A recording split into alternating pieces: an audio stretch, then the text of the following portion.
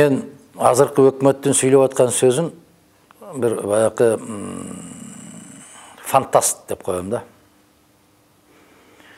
Же чындап ошого өзлөрү ишенишет. Же таптакыр дүйнөдөн кабары жок балдардын сөзү да бул. Дүйнө башка, кырдаал башка. Баягы 90-жылдары мен Аскар Акаевичке айттым эле го, жана көз айнекти чечип дүйнөнү карасаңыз, дүйнө сиз каалагандай эмес, башка болуп атат бир.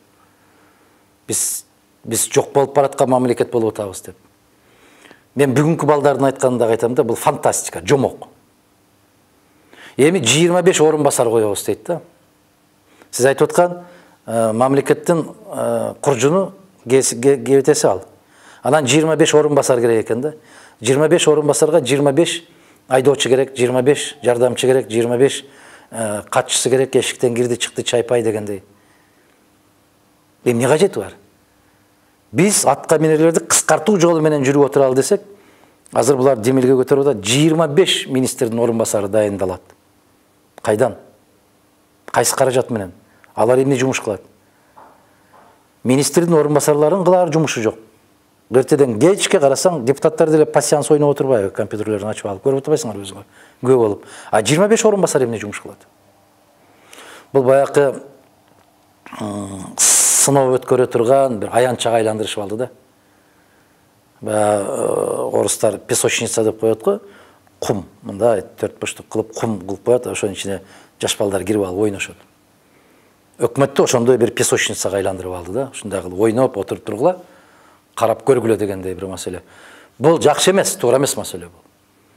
Бул мындай бир топ бузуп чыга турган идея менен кете турган өкмөт болушунун ордуна баягы күндөн жомокто окуган бир өкмөт болуп атат. Мүмкүн бул жасалма түрдө болуп аткандыр. Кийин ушунун фонунда мына жаштарга деп мен ишеним арттым эле, жаштарга үмүт арттык эле. Бирок жаштар баары бир тажрыйба жетпейт экен. Келип өзүм оңдобосом болбой калды деген бир жагдайга алып келгенге жасалып аткан бир саясатпы дейм да. Абдан бир жаман иш аракеттерге алып барып туруп, анан токтото калып туруп, мына мени эми өзүм түздөйм десе, баягы эле баю кыргызбыз да, ая таң бир. Туура эле кылды, эми оңодорбуз деп олтуруп кала турган кыргызбыз да. Ушуга алып бараткан саясат. Баягы көптөгөн башына себет көтөргөн себетчилер, серепчи дейсиңер сиздер, мен аларды себетчи деп коем. Бийлик кайда болсо ошол жака себет көтөрүп жүктөшөт го, жөнөшөт чуркап. Серепчи ар бир кыймыл аракеттеги, ар бир жасалган жүрүштүн ортосундагы сөздү байкаш керек да. Серепчи деген мына дубал, апапакай дубал, эч нерсе көрбөйт, жөнөкөй адам көрбөйт. А ошонун ичинде керемет жазуулар бар. Серепчи деген ошол жазууларды окуй билиш керек, көрө билиш керек. Мына саясий кадамдарды таштап атканда жок эле дегенде бир 3 кадам алга ойлой билиш керек.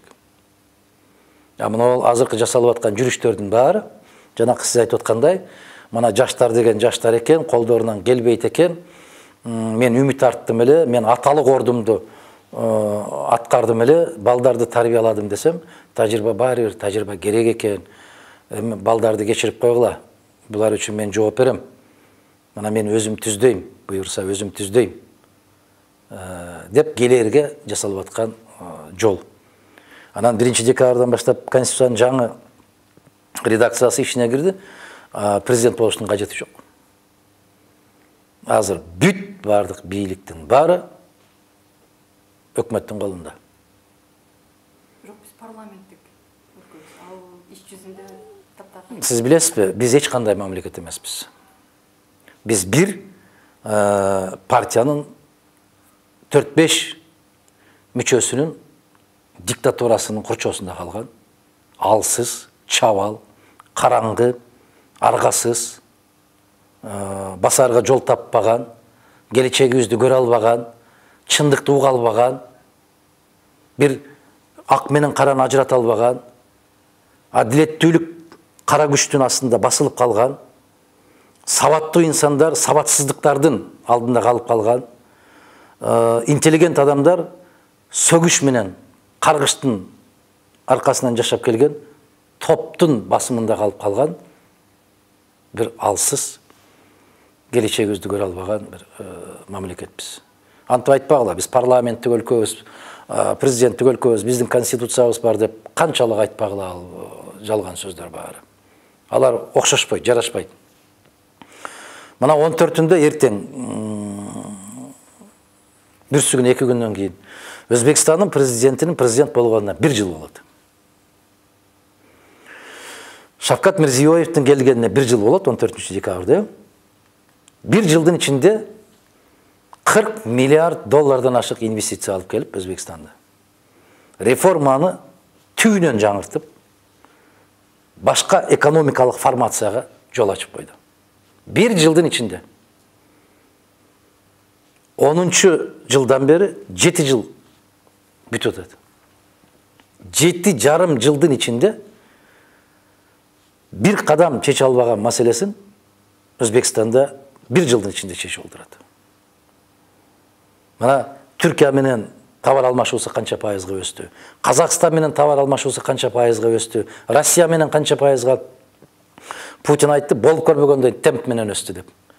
Қазақстан айтып отады, Қазақстан менен Өзбекстан ортасындағы алақалар қандай болды.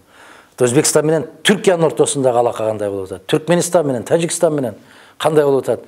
Мирзиёевтің сөйлегенін қараңыздар, біз қошналар менен таттуу болмайынша келечегибиз болбойт деп отады. Біз көкірегімізді керіп, қодайып жүре бере тұрған заманымыз өтті деп отады. Біз мамиле түзүшүбүз керек деп отады. Ар бирибиз жакшы сөзгө муктажбыз деп отады. Қараңыз, сөйлеген сөзі мына лидердің, улуттук лидердің сөйлеген сөзі бұл. Биздикилер эмне деп отады? Кошуналар менен чабыш кыла деп отады. Мушташ кыла деп отады. Каршылаш кыла деп отады. Биз кыйынбыз деп отады. Мына биздин жүргүзгөн тышкы саясаттын кесепети ушул.